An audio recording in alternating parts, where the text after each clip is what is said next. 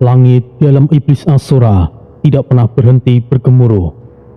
Di kejauhan terlihat menjulang sebuah istana misterius, dan gerbangnya menjulang di hadapan mereka seperti sepotong malam yang dibekukan.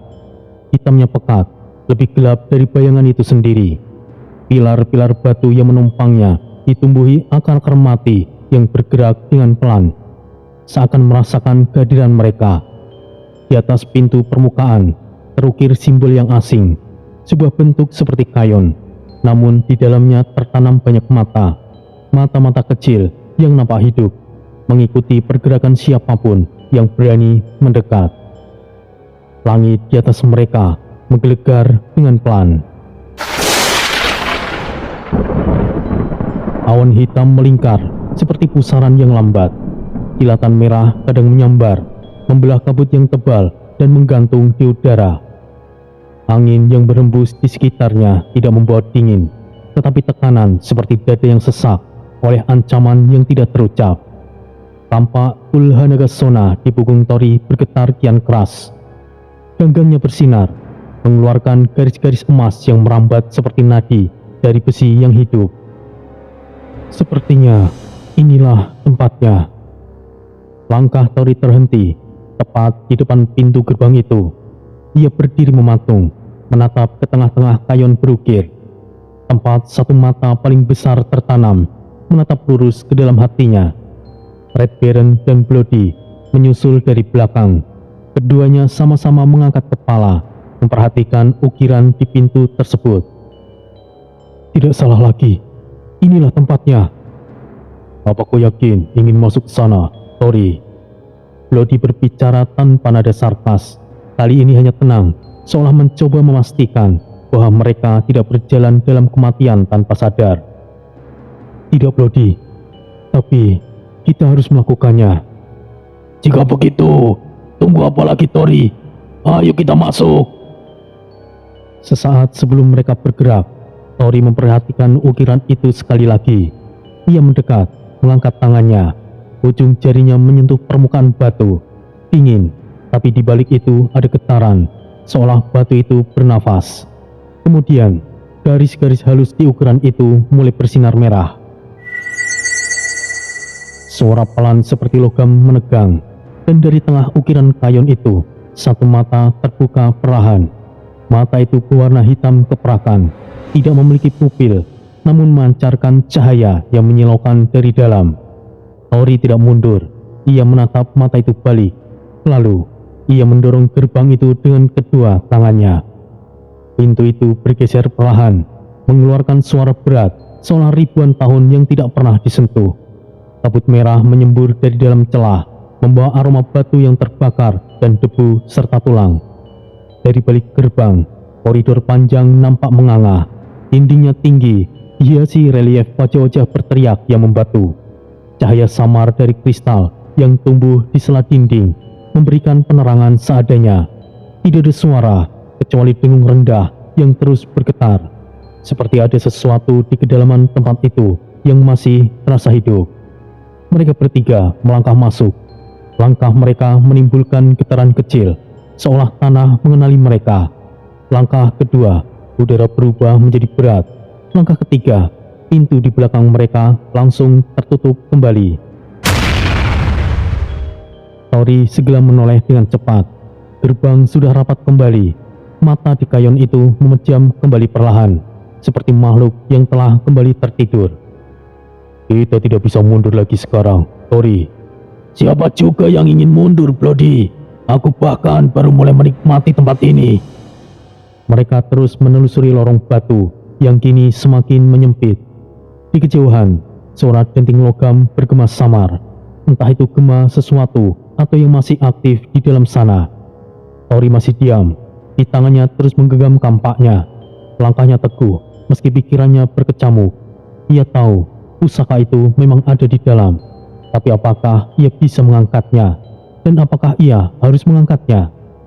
Pertanyaan itu akan segera terjawab. Karena di ujung lorong itu, sebuah cahaya keemasan bersinar dari balik altar raksasa. Cahaya palu gegana yang tidak pernah padam sejak ribuan tahun. Dan waktu mulai bergerak lebih cepat. Langkah terakhir mereka melewati ambang gerbang seolah menjadi garis batas antara dunia nyata dan mimpi buruk yang terjaga. Udara di dalam wilayah utama kastil hitam menggigil, bukan karena dingin, tapi karena penolakan dimensi itu terhadap kehadiran mereka. Langit menggantung seperti lukisan yang rusak, warna merah kehitaman menyelimuti atmosfer, dan waktu benar-benar seperti berhenti. Tidak ada daun yang jatuh, tidak ada suara langkah selain milik mereka. Bahkan kabut pun diam membeku, bergelayut yang tidak bergerak di sela-sela pilar runtuh yang berjajar seperti makam-makam raksasa. Di ujung jalan, setapak batu hitam itu, di antara pilar besar yang retak dan reruntuhan yang menyemburkan asap putih dari dalam celah dimensi, berdiri sosok tersebut. Monfar, bukan sekedar penjaga gerbang, ia adalah perwujudan dinding terakhir dari kehendak Asura itu sendiri. Tubuhnya sebesar gerbang yang baru mereka lewati, berdiri kaku seperti arca yang dilupakan oleh zaman. Seluruh tubuhnya dilapisi logam gelap, tapi bukanlah logam biasa.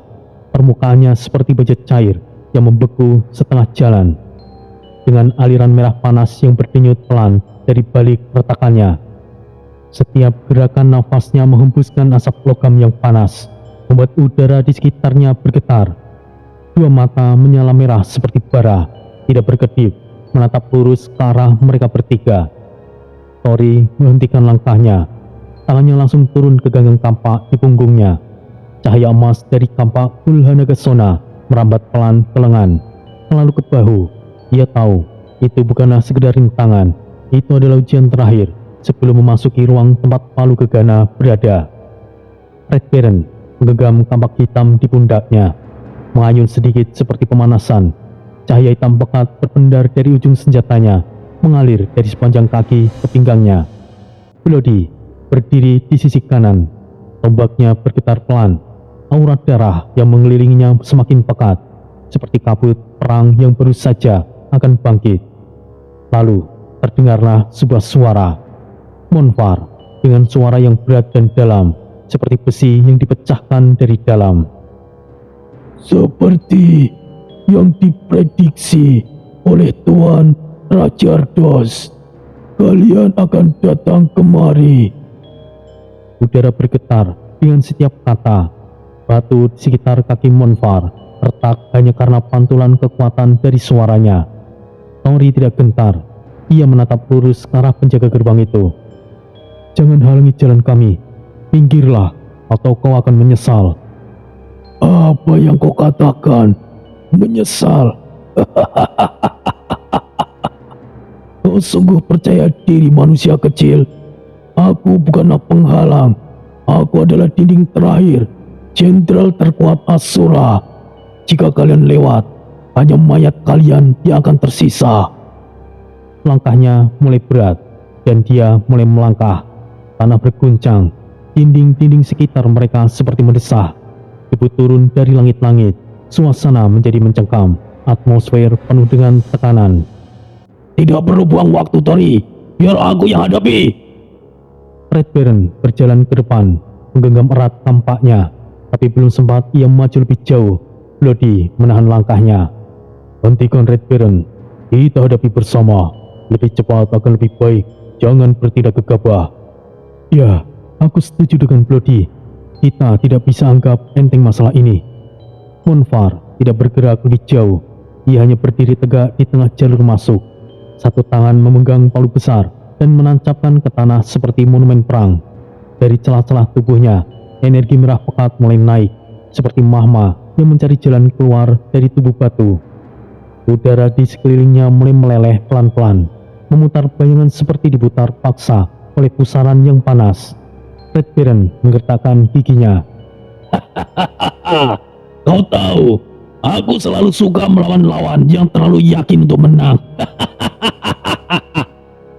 Pastikan kesombonganmu tidak membuatmu mati terlalu cepat. Kalian berdua, jangan berpikir kita bisa menang hanya dengan satu serangan. Kita harus jaga jarak, ukur pola gerakannya. Satu kesalahan, ini bisa menjadi akhir buat kita. Monfar mengangkat palunya sedikit, lalu menancapkannya kembali ke tanah. Tanah terangkat, asap merah menyembur ke langit seperti letusan geyser neraka. Jika kalian melewatiku, maka aku akan mengakui bahwa manusia memang pantas untuk memegang takdir. Tapi sampai saat itu, aku akan menghancurkan kalian satu persatu. Udara kini benar-benar tegang. Tori melangkah ke depan, Red Baron dan Bloody menyebar, membentuk formasi segitiga. Mata mereka menatap satu titik, jantung mereka berdetak keras, dan dalam hening yang mencekam itu, hanya satu hal yang pasti, pertarungan yang menentukan akan segera dimulai. Red Baron melesat tanpa aba-aba, api leak menyelubungi seluruh tubuhnya, membentuk siluet iblis bersayap dengan kilatan hitam yang pekat. Udara seketika berubah menjadi gelombang yang panas, seolah keberadaannya sendiri memecah stabilitas dimensi. Ia melompat tinggi, melintir tubuh di udara seperti tombak berapi, dan mengayunkan tampak iblis ke arah dada Monfar. Benturan keras terdengar seperti dua gunung saling bertabrakan. Retakan energi menjalar di udara, tetapi tampaknya berhenti, tidak menembus, hanya menimbulkan sedikit getaran di dada raksasa penjaga itu. Monfar hanya bergeser 1 inci. Energi kutukan leak. Aku pernah membantai suku leak. Setidaknya mereka tidak selemah dirimu. Red Baron terdorong mundur. Tumitnya menghantam lantai batu dan menyeret puing-puing sepanjang jalurnya. Sorot matanya berubah, bukan karena takut, tapi karena paham lawannya berada di kelas yang sama sekali berbeda. Tori tidak menunggu lama. Cahaya keemasan menyembur dari pedang Dewa Iblis di tangannya, membentuk gelombang aura yang menyayat udara. Ia menerjang dari sisi kanan, melesat bagaikan cahaya yang tajam dan menebas ke arah leher Monfar dengan penuh presisi. Tebasan itu ditahan hanya dengan satu tangan. Cengkraman telanjang dari tangan kiri Monfar langsung memblokir pedang Tori. Tori mendorong dengan seluruh kekuatan, tapi tangan Monfar tidak goyah. Justru suara terdengar dari gagang pedang Tori, seolah logamnya mulai retak karena tekanan balik. Kau cukup hebat, bahkan kau sama sekali tidak bergerak. Karena aku tidak perlu bergerak, hanya untuk menghancurkan kalian. Tiba-tiba, darah meledak di udara, bukan berasal dari Tori, tapi dari sisi belakang Monfar.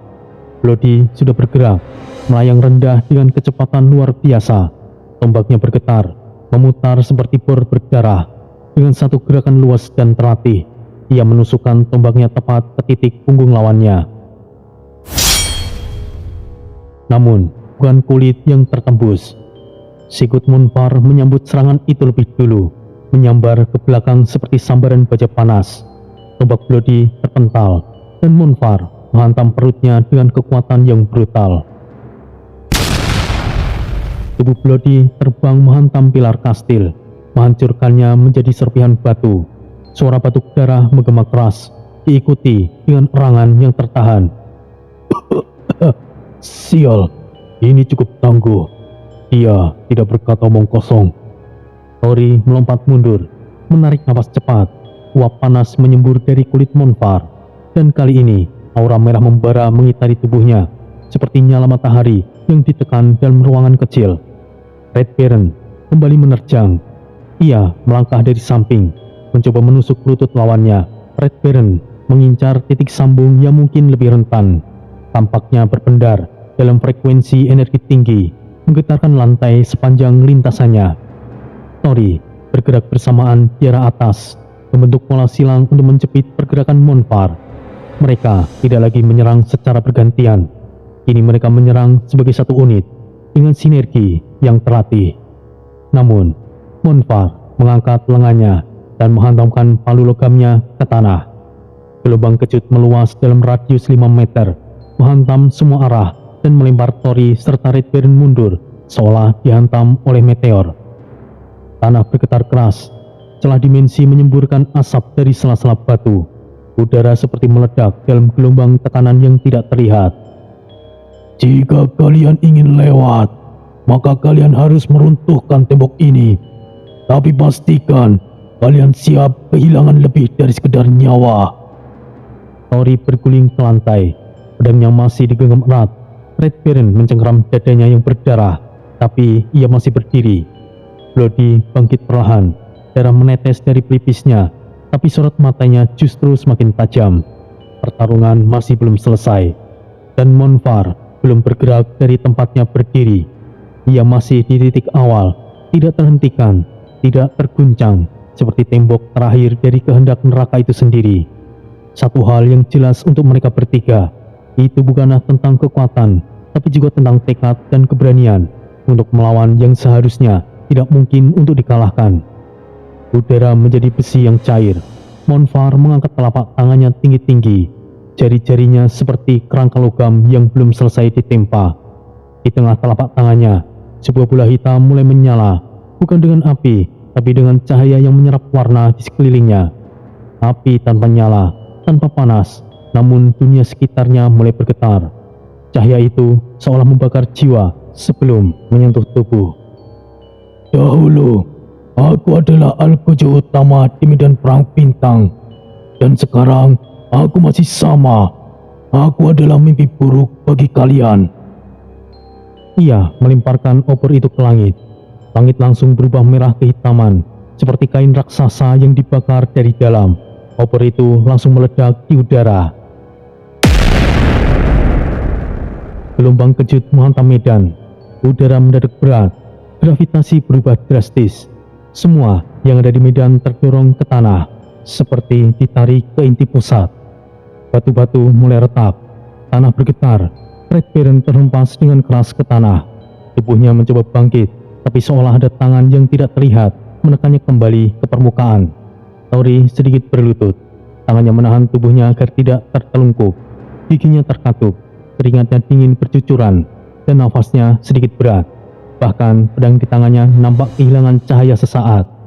Bloody berdiri paling belakang, dagunya terangkat, mata merahnya menatap ke arah Monfar. Tubuhnya juga terpaku, tapi tekad dalam sorot matanya masih menyala. Sial, dia lumayan kuat.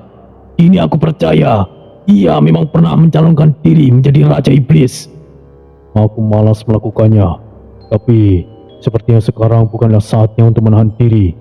Ya, Monfar adalah salah satu dari sedikit jenderal iblis yang dipercaya langsung oleh Raja Dos. Dia memang yang terkuat di antara semua jenderal iblis. Biarkan ia berbangga diri sebentar, tapi sayangnya kita tidak punya banyak waktu. Tanah di sekitar mereka mulai retak. Red Baron tertawa dengan keras. Sialnya, dia harus bertemu dengan kita. Baiklah, saatnya untuk serius. Suara mereka bukan sekedar teriakan, bukan amarah, tapi keyakinan yang mulai tumbuh kembali di bawah tekanan. Namun, Monfar berdiri dengan tubuh tegak dan kaku, seperti menara. Matanya menyala semakin terang. Ia mendengarkan ucapan mereka semuanya, dan itu sudah cukup. Kalian sudah di ujung tanduk dan masih sok berlagak. Matilah!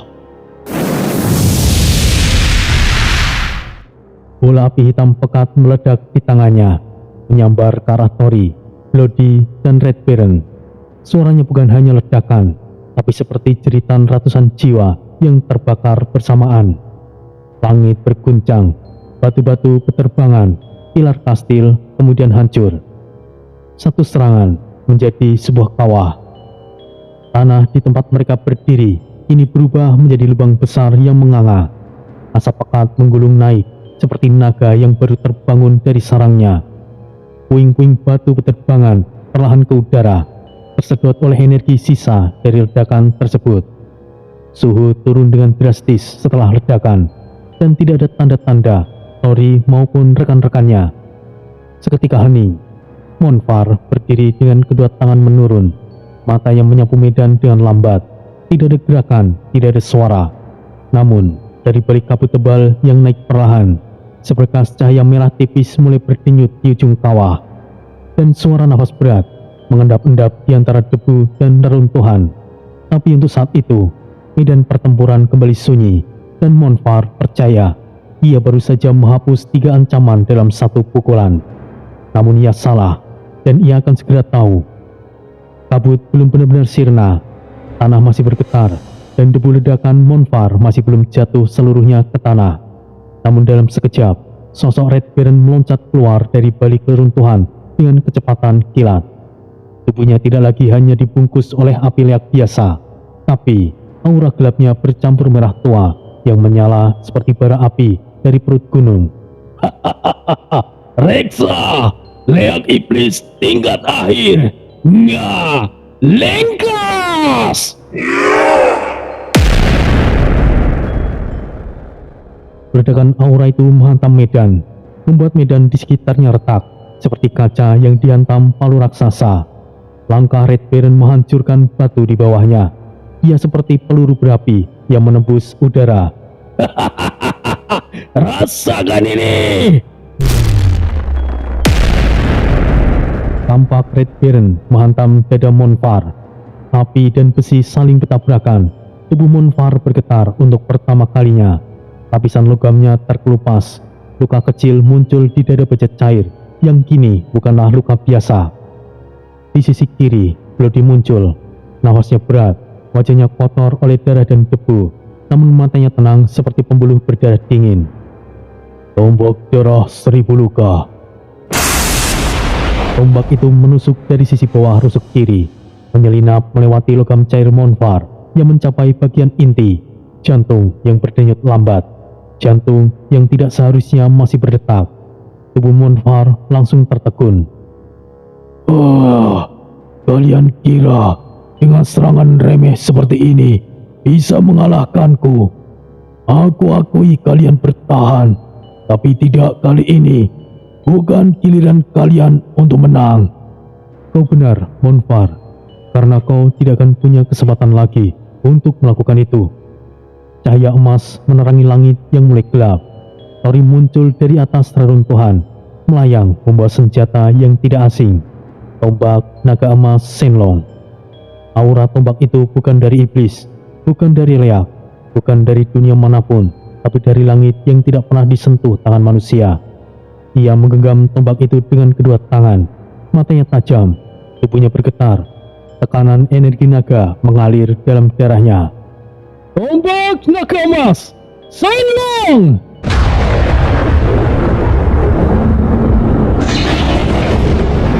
Sial, apa itu? Dia bukan iblis.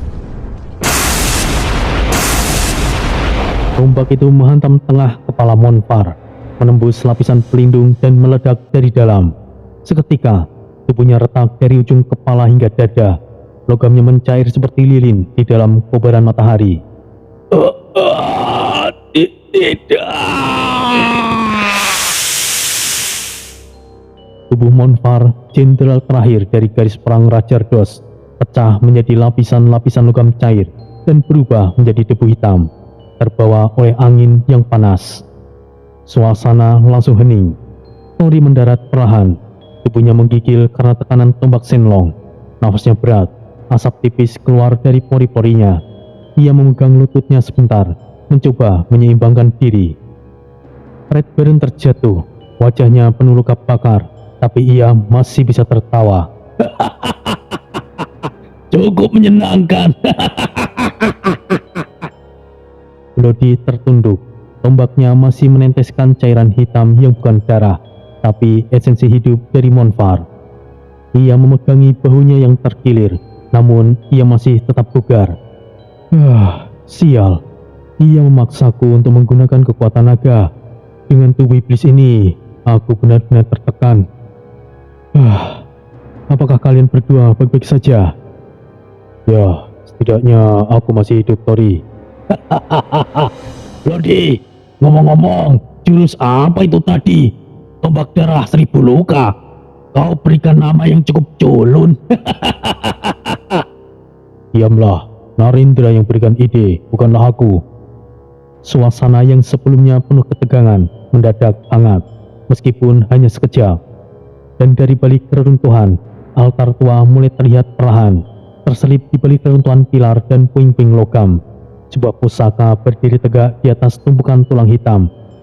Tangga menuju Palu Kiai Gegana. Tori menatap ke arah altar. Matanya tidak berkedip. Langkahnya berat, namun hatinya lebih berat dari itu. Dan jauh di kejauhan, di dalam singgasana api Rajardos, mata pemimpin iblis itu menyipit perlahan. Permainan harus terlihat nyata. Jika tidak, mereka akan curiga. Monfar bukan dikorbankan. Ia adalah tumpuan kepercayaan terakhir Rajardos untuk mengalihkan perhatian dari sesuatu yang lebih dalam. Dan kini, Tori, Red Baron, dan Bloody akan membuka pintu yang seharusnya tidak dibuka. Langkah menuju pusaka gegana telah dimulai, dan dari garis batas dimensi mulai retak tanpa mereka sadari. Langkah Tori, Bloody, dan Red Baron yang semula mantap ini terhenti tepat di pelataran utama kastil hitam. Lantai batu yang retak oleh usia memantulkan suara langkah terakhir mereka, lalu diam. Kabut putih keperakan turun seperti lembaran kain tipis dari langit, menyelimuti sekeliling tanpa suara. Bukan kabut biasa, kabut itu membawa kesunyian dari luar. Udara membeku, debu yang melayang seakan berhenti di tempat. Bahkan darah yang menetes dari luka Red Baron menggantung diam di udara, seperti membeku dalam lukisan realitas. Red Baron menoleh pelan dan matanya menyipit. Hei, apa ini? Langit retak seperti kaca. Dari balik celah dimensi yang menganga, dua sosok melayang turun tanpa suara, seperti dihantar oleh kehendak dimensi itu sendiri. Yang pertama, Sura. Langkahnya tidak menyentuh tanah, melainkan menekan waktu itu sendiri. Jubahnya terbuat dari bayangan yang bergerak seperti makhluk hidup. Ujungnya melayang turun ke lantai tanpa menyentuhnya. Matanya hitam legam, namun dari dalamnya bersinar merah samar. Tatapan yang pernah menyaksikan banyak kiamat. Yang kedua, Tiren. Ia diam, namun aura di sekelilingnya seperti lilitan waktu yang membeku. Dan di tangannya tergenggam kitab kebangkitan iblis. Mereka berdua turun ke pelataran tanpa mengucapkan salam. Hanya keheningan yang menusuk. Kita bertemu lagi, Troy. Sedang apa kalian di sini? Tentu saja, palu gegana. Kalian ingin mengambilnya. Tapi perlu kau tahu, Troy, jika kau melakukannya, alam Asura akan terbuka dan semesta akan turun ke dalam perang yang tidak akan pernah selesai. Apa kau pikir aku senang bertemu denganmu, Dajjal? Apa urusanmu di sini? Kau takut bukan? Kalau aku mendapatkan seluruh pusaka naga. Sura tersenyum kecil, tidak sinis, tidak sedikit ramah, tapi seperti seseorang yang tahu bahwa permainan itu sudah disusun sejak lama. Troy, atau kau ingin aku memanggilmu Tori? Kau beruntung mendapatkan tubuh manusia sehebatnya. Tapi percayalah, entah kau itu Troy atau Tori, hari ini aku tidak akan membiarkan kalian menyentuh palu itu. Tiren masih diam. Kitab di tangannya terbuka perlahan. Halaman-halaman seperti memutarnya sendiri. Tidak ada angin, tidak ada tangan yang menyentuh. Kitab itu bergerak dengan sendirinya. Bloody mencuri pandang ke arah Tiren dan pelipisnya berkedut. Kitab itu, kitab kebangkitan iblis bukan? Sudah jelas, wanita itu mencurigakan. Ia memang tidak bisa dipercaya. Jangan seperti itu, ia adalah ibumu. Tidak perlu mengatakan itu, Bloody. Dia sekarang adalah musuh. Bloody dan Red Baron terus memperhatikan Tiren, sementara Tori masih berhadapan dengan Sura. Kalau aku tidak mengambilnya, maka kau akan melakukannya bukan? Dan itu jauh lebih buruk dari perang semesta. Kau adalah pembawa kehancuran, dan sampai kapanpun aku akan selalu menjadi penghalangmu, Dajjal. Sura tidak menjawab. Ia hanya melipat tangannya di balik jubah gelapnya. Bayangannya memanjang, merambat ke lantai, seperti lidah seekor ular. Jika begitu, aku akan menghentikanmu, Troy. Red Baron mengepalkan tinjunya.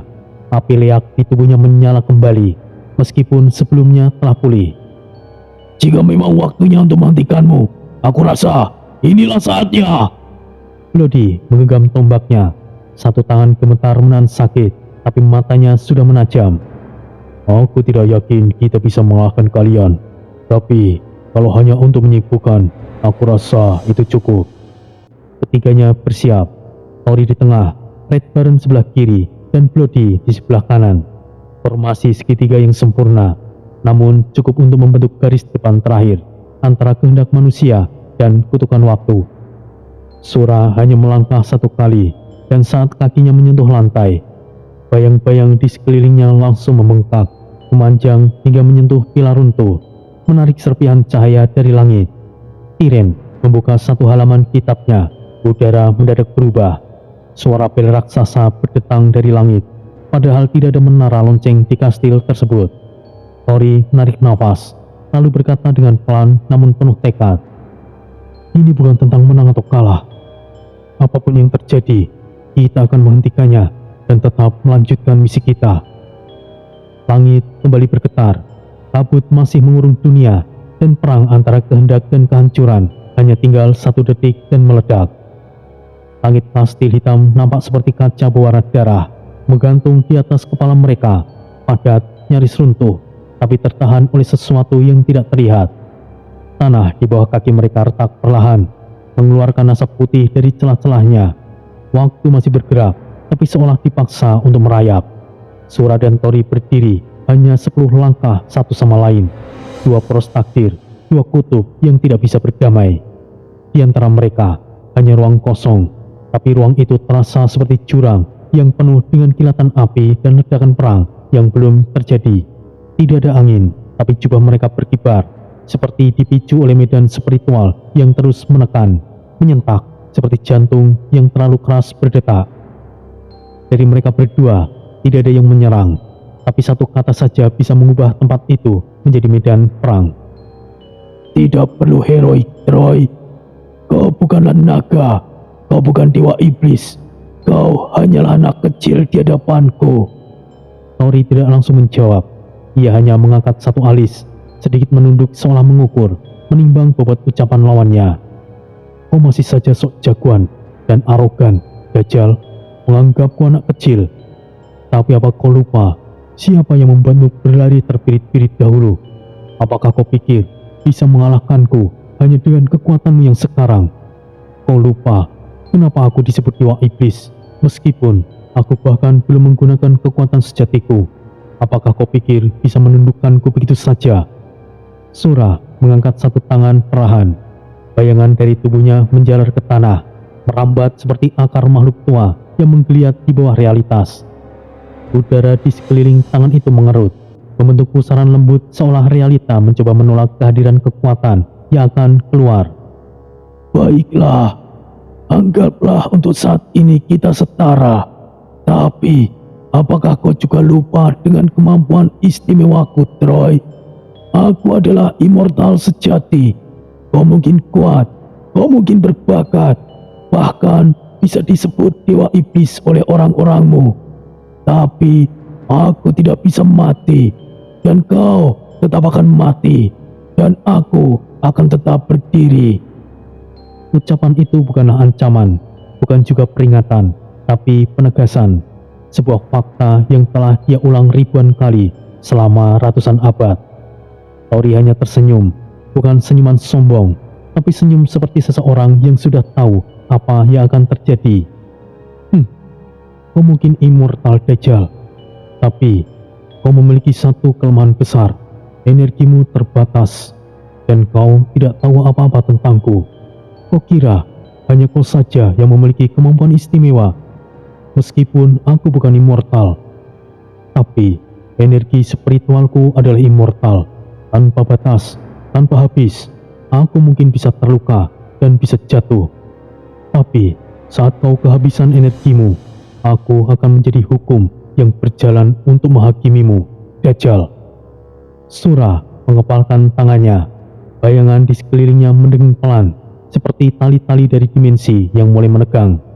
Kitab milik Tiren di belakangnya berkedip sebentar, seakan waktu berguncang oleh percikan kecil dari kata-kata Tori. Kau menyembunyikan terlalu banyak kejutan. Itulah sebabnya aku mengawasi pergerakanmu saat kau pertama kali menggunakan tombak naga itu. Kau dan pusaka-pusakamu hanyalah alat yang belum tahu tempatnya. Tori melangkah satu langkah ke depan.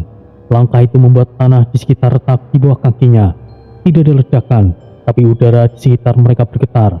Red Baron dan Bloody yang berdiri di belakang otomatis mundur setengah langkah, hanya karena tekanan mental dari kedua poros yang mulai saling mendorong. Dan kau, Dajjal, masih berpikir semuanya bisa dikendalikan dari balik bayang-bayang. Tapi jangan lupa, semua kegelapan pada akhirnya membutuhkan bentuk. Dan saat kau menampakkan bentukmu, aku akan menghancurkannya. Ketegangan semakin tajam. Udara seperti diiris oleh dua niat yang tidak bisa berdamai. Tidak ada senjata yang terangkat, tapi ada suatu jurus yang telah dilepaskan. Tanpa benturan batin, mereka sudah menciptakan medan tempur di dalam dimensi tersebut. Tiren memejamkan mata sejenak. Di udara, 3 lingkaran sihir muncul dan berputar perlahan, melambangkan bahwa waktu kini hanya menunggu alasan untuk meledak. Red Baron menyipitkan mata. Mereka belum bertarung, tapi rasanya seperti aku berdiri di tengah 2 gunung yang akan runtuh. Bloody tetap diam dan mengamati. Tiba-tiba jiwanya bergetar. Jiwa Narendra bergetar dalam satu nafas. Saat mereka bertarung nanti, itu bukan lagi duel antar makhluk, tapi antara 2 poros sejarah, 2 pilihan untuk masa depan. Bloody, apakah kau sudah siap? Aku sudah siap apapun yang terjadi, Narendra. Lakukan saja. Baiklah, sepertinya ini mungkin akan menjadi akhir kita. Aku tidak peduli. Lantai pelataran mulai retak perlahan. Udara mengeruh, cahaya merah dari langit turun seperti tetesan darah. Tapi mereka belum bergerak, karena satu gerakan saja akan memecah garis waktu. Dan saat itu terjadi, dunia tidak lagi sama. Ledakan cahaya emas dan bayangan hitam bertabrakan di tengah pelataran kastil hitam. Getaran menyebar di seluruh reruntuhan, mengguncang batu-batu hingga retak. Debu spiritual berterbangan ke udara, seperti abu dari medan perang yang telah lama dilupakan. Tori dan Sura akhirnya bertarung. Talafar Nagasona, pedang naga emas yang menyala dengan kilauan jiwa naga kuno, bergerak dalam ayunan memutar yang memecah udara seperti badai. Sementara Sura dengan tenang menghunuskan 2 pedang bayangan abadi yang bentuknya terus berubah dari bilah ke bilah, menari dari dimensi yang tidak kasat mata. Sepertinya sudah cukup. Kau harus diberikan pemahaman. Pedang-pedang Sura mengiris udara seperti keluhan roh yang diseret paksa keluar dari tubuhnya.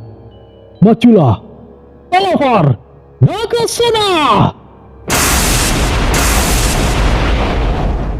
Petir emas muncul dari tanah setiap kali pedang Tori menyentuh permukaan. Aura naga menyembur dari setiap ayunan, menandakan bahwa ia tidak lagi menahan kekuatannya.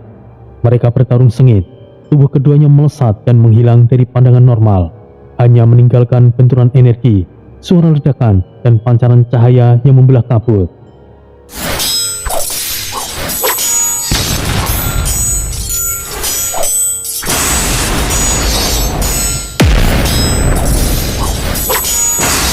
Tori mencoba menyerang dari sudut kiri bawah, tapi Sura menekuk tubuhnya ke arah yang tidak terduga, lalu membalas dengan sabetan silang. Tori mundur 3 langkah, lalu melompat ke udara, berputar, dan menebas di atas. Pengalaman Troy, itu yang tidak kau miliki. Sura tiba-tiba menghilang, dan dalam sekejap ia muncul kembali di belakang Tori. Tori memutar tubuh, mengangkat Talafar Nagasona, namun ia terlambat sedetik. Sial, Aku kehilangan ritmenya. Talafar jatuh dari genggaman Tori. Matanya membelalak. Serangan Sura harusnya menusuk daging dan menghancurkan armornya. Namun, Tori baik-baik saja. Tidak ada rasa sakit yang ia rasakan. Karena tubuh lain telah berdiri di depannya, menghalangi serangan itu. Ia adalah Tiren. Ia berdiri di antara Tori dan Sura. Salah satu pedang bayangan menembus dadanya. Armor spiritualnya terkoyak, pecah seperti kaca yang retak. Pergilah. Tori terpaku. Langit di atas mereka seakan diam. debu di udara berhenti dan dunia membeku. Tiren, kau. Aku melihat kemungkinan itu di antara pecahan waktu yang berantakan. Ini adalah pilihanku. Tiren menarik lengan Sura lebih dalam ke tubuhnya sendiri, menjaga agar bilahnya tidak menembus Tori. Tubuhnya gemetar, namun sorot matanya tetap teguh. Pergilah. Bukan berarti aku mendukungmu, tapi setidaknya kau masih memiliki jalan seorang kesatria iblis. Aku akan menyaksikan langkahmu di alam baka. Tiren, Pergi! Red Baron dan Bloody sempat terpental di awal pertarungan, kini berhasil mendekat. Tori, kita harus pergi sekarang. Jangan sia-siakan pengorbanan itu, Tori. Tori masih menatap Tiren, tapi ia tahu jika ia tetap di sana, maka pengorbanan itu tidaklah berarti. Tiren mengangkat satu tangan, membuat lingkaran siru waktu terakhir. Garis melingkar, bercahaya muncul di bawah kaki Tori, Red Baron dan Bloody. Jalan terbuka sebentar. Pergilah sebelum semuanya tertutup selamanya. Tori mengepalkan tangan, mengambil talafar Nagasona dari tanah. Ia mengangguk tanpa mengucapkan satu kata pun lagi. Dalam kilatan cahaya, ketiganya menghilang dari pelataran. Sura menarik pedangnya perlahan dari tubuh Tiren, menatap Tiren dengan wajah datar, tanpa amarah, tanpa rasa bersalah. Aku terkejut kau menjadi penghalang di saat akhir, Tiren. Tapi dunia tidak bisa diselamatkan oleh tindakan bodohmu ini. Dunia tidak butuh penyelamat. Aku bertindak bukan sebagai penyelamat, tapi inilah pilihanku. Debu pertempuran mulai mereda perlahan, namun tidak dengan amarah yang tersisa. Sura berdiri diam di tengah kehancuran.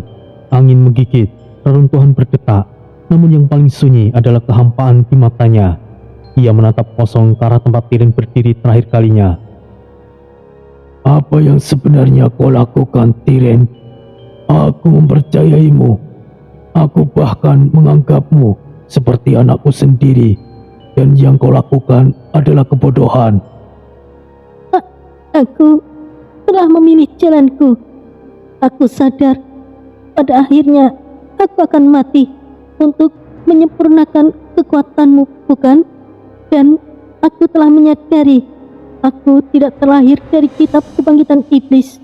Aku adalah pecahan jiwamu, dan aku tahu suatu saat aku juga akan hancur. Sura mengepalkan tangan, jari-jari hitamnya berderak. Rasa kecewa dan kehancuran bergulir menjadi api kegelapan yang tidak terkendali.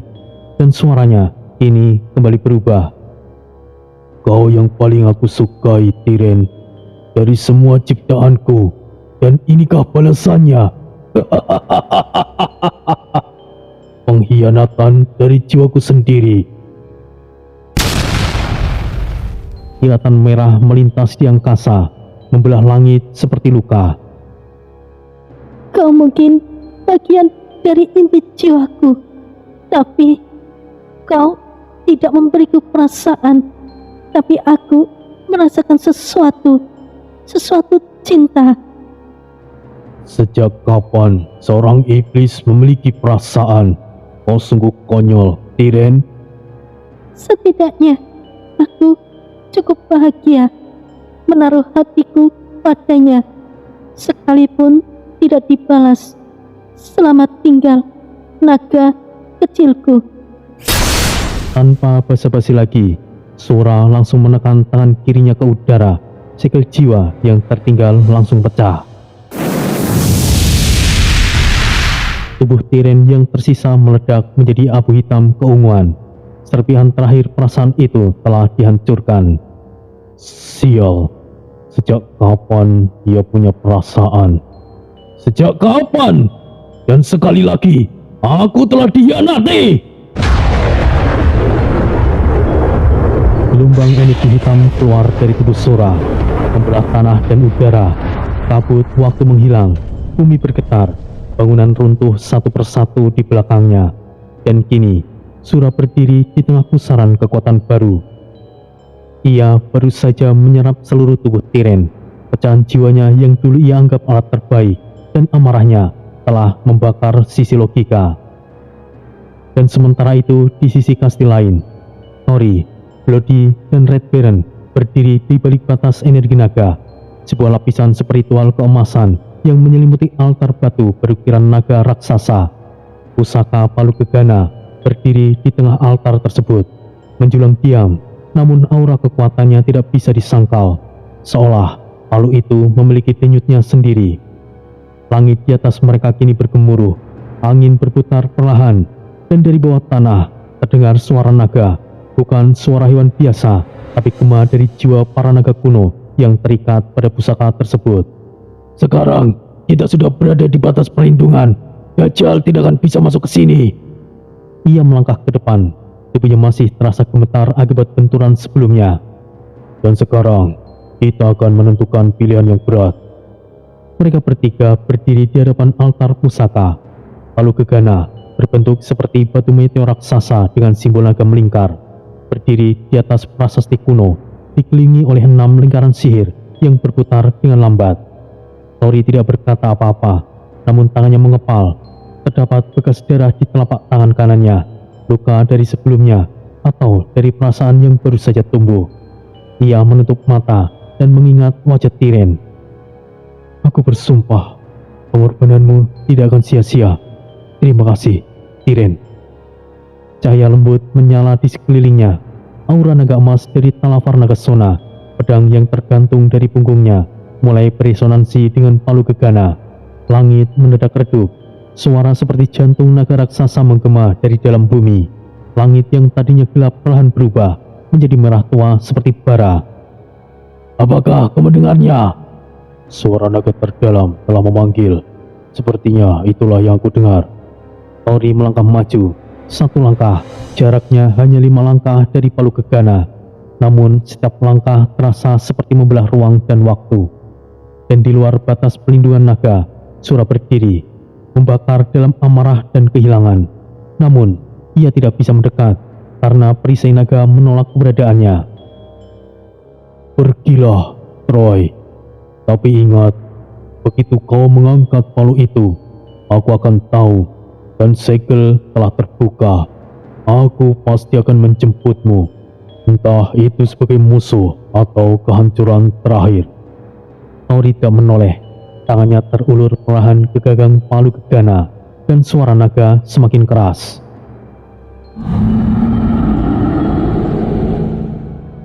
Bocah manusia, sekarang keputusan akhir ada padamu. Bisikan dari Kulha Nagasona. Tori memejamkan mata, nafasnya dalam, pikirannya terisi dengan suara jiwa-jiwa yang telah tumbang. Ia membuka matanya, menatap ke arah Red Baron dan Bloody. Jika setelah ini kekacauan lebih besar, kalian tahu apa yang harus dilakukan. Red Baron berdiri bersilang tangan, tubuhnya masih penuh luka, namun semangatnya tidak padam. Jika kau mati, maka aku akan meledakkan seluruh kastil ini. Dan jika kau selamat, kita akan pergi. Di dunia luar sana masih memiliki harapan, Tori. Apapun hasilnya, kita bertiga akan tetap berdiri. Jika ini adalah akhir dunia, maka kita akan menghadapinya bersama. Tori mengangguk, lalu dengan satu gerakan tegas, ia mengangkat Kulha Nagasona tinggi ke udara. Cahaya biru pucat meledak dari ujung tampak, seperti lidah petir yang terbangun. Kulha Nagasona, aku panggil setengah bagian jiwamu. Tampak itu dihujamkan keras ke puncak kubah kristal naga. Retakan bercahaya langsung merambat dari titik itu. Urat-urat cahaya biru putih keperakan menari, melilit udara dan mengiris dimensi seperti benang luka. Semburan energi naga menyapu ruangan seperti badai tanpa suara. Kristal mulai meleleh, bukan oleh panas, tapi oleh resonansi jiwa naga murni. Red Baron terpental mundur, tubuhnya bergoyang, dan ia berlutut sambil mencengkeram melantai. Tangan kanannya membara merah, terbakar oleh energi spiritual yang tidak seharusnya disentuh. Sial, bahkan tubuhku hampir tidak sanggup menahan ini. Tori, cepatlah, sebelum kita semuanya terbakar oleh jiwamu sendiri. Namun, di tengah kekuatan itu, Tori tetap berdiri. Matanya menyala emas. Dari dadanya, punggung, hingga lengan, pola sisik naga menyatu dengan dagingnya. Kulha naga Sona tidak lagi tergenggam di tangannya, tapi telah menyatu sebagian bagian dari tulangnya. Sebuah garis emas menyala dari bahunya sampai ke jari, membentuk bekas luka permanen naga hidup. Cahaya mulai memudar, tapi ketegangan tidak berkurang. Tori kini berdiri tepat di hadapan palu gegana, bersinar seperti menatap balik ke arah Tori. Tangan Tori mulai terulur perlahan, jari-jarinya menggenggam gagang palu, dan saat itu getaran mengguncang bukan hanya satu ruangan, tapi seluruh dimensi. Kastil hitam bergemuruh, pilar-pilar luar runtuh satu demi satu. Langit di atas mulai merekah, seperti dinding kaca yang disayat dari dalam, dan dari langit terdengar suara naga sejati.